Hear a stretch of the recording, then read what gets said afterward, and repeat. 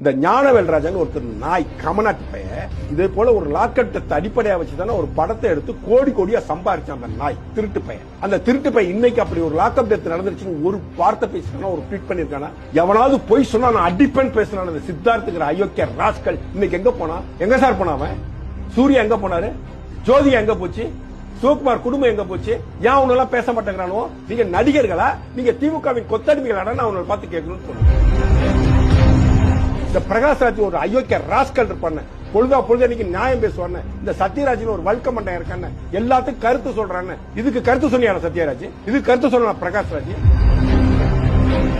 இந்த சித்தார்த்தெல்லாம் நடிகை நீங்க ஏத்துக்கிட்டே எவ்வளவு பேசினா அவன் ஆடியோ லாஞ்சுக்கு போய் ஒருத்தர் அவனை உடைக்கணும்னு முடிவு பண்ணிருக்கான். நாங்க நடிகர்கள், நாங்கள் அரசியல் பேசக்கூடாது. இன்னைக்காச்சும் நாயங்க எவனாச்சும் பேசினா செருப்பை கொண்டு அடிக்கணும். இந்த அமீர் பையன் முருக மாநாட்டுக்கு எவ்வளவு பேசினா போய் மனித சங்கிலி எல்லாம் கலந்துகிட்டான் நாய். இப்ப எங்க போன அந்த அமீர்? எந்த